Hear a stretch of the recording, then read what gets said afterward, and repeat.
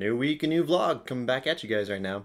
I'm going to do this one a little bit different, a little bit less jump cuts, but the topic I want to cover today, I want to have a little bit more of a discussion about and just kind of, talk off the cuff about it a little bit. I want to talk about at least two of these different moral issues that we see a lot in the paranormal. And I want to kind of deconstruct them a little bit and get people thinking about them. So the first of these two moral issues that I want to talk about as it relates to the ghost hunting field, the first one is investigating hallowed ground in a certain sense. We have this idea a lot of certain places being untouchable for investigations. We have specifically Ground Zero is one that comes up a lot from 9/11, September 11th. We've also got recently New Orleans area where Hurricane Katrina devastated that a number of years ago. We also have Pearl Harbor, for example. Both of the latter two of these have been covered by two of the most popular ghost hunting programs on television right now. The Pearl Harbor one a couple of years ago by Ghost Hunters, and more recently the Hurricane Katrina disaster area by Ghost Adventures. This is the area that suffered the worst of Katrina's wrath. And the Ghost Adventures episode didn't seem too particularly controversial as far as I could see. I don't think it generated too much hostility, and that's kind of what put the idea in my mind, though, was to kind of think about like what it actually is that's so bad about investigating one of these areas. It hinges on this idea of disrespecting the dead specifically. I think it goes back to all of what we do as a ghost hunting field in general. We are looking into death, specifically life after death, and what happens to us when we die. But this area around a certain place where a lot of people died is usually, despite the politics of it and the debate that'll rage after it and whatnot, usually these areas are very sacred to us. Like they're untouchable in a certain way. They're a place of reverence and respect.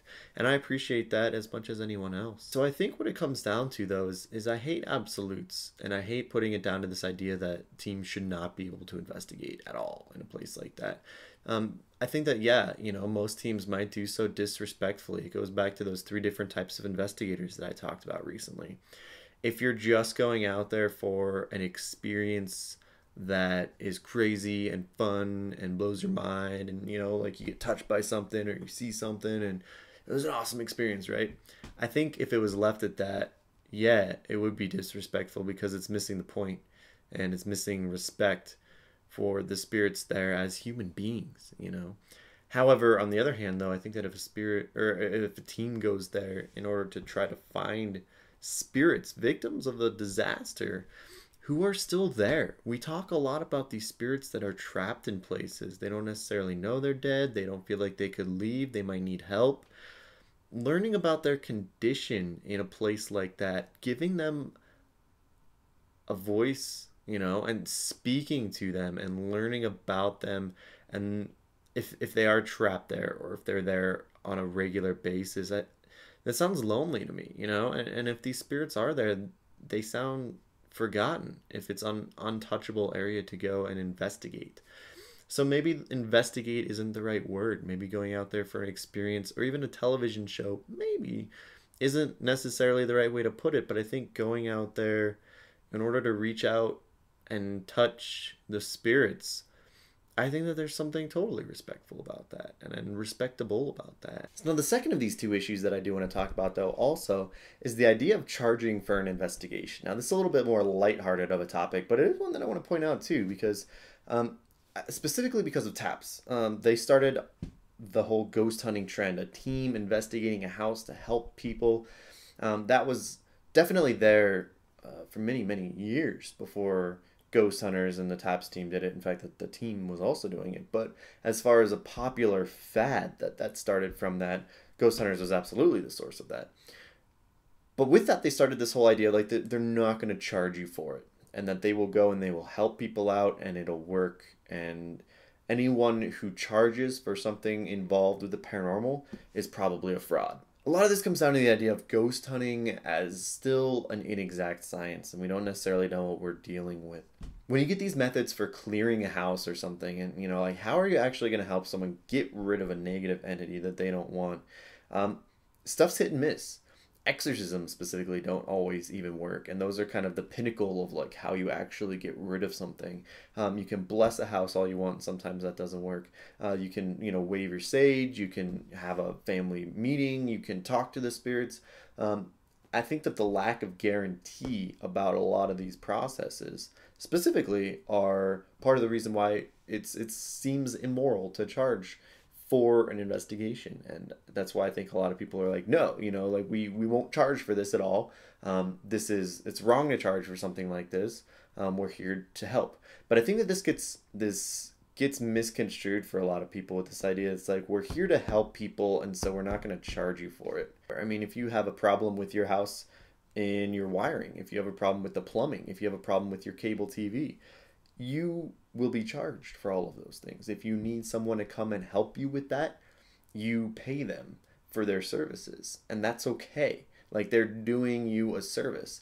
And what I think is interesting is that most of the ghost hunter style technical investigator work that people do, if they focus on this idea of debunking a house in order to try to, you know, tell the homeowner that nothing is going on, you know, like if they're reassuring a homeowner of something, then that is kind of specific work, you know. It's not always accurate, but that has a lot more kind of guarantee when they can tell you what's going on, rather than various mystical spiritual practices to try to banish something. Granted, now that's a problem too, because if you charge to debunk but you don't charge to banish, then you might get investigators who are charging to say that they don't have anything when in fact they do, and it becomes inexact. But I think that when it comes down to equipment and when it comes down to the services rendered, it's not up front, I think, necessarily bad if a team is charging. I think that it's a slippery slope and it can become a very bad thing. And I think that the way that most teams do it right now without charging is actually, you know, generally a good thing. I'm a fan of that. But I think that the premise alone should not necessarily withstand. I think that it's the kind of ethical thing that a lot of critics will get on ghost hunting teams about, you know. How can you charge for a service that people don't even necessarily believe in? But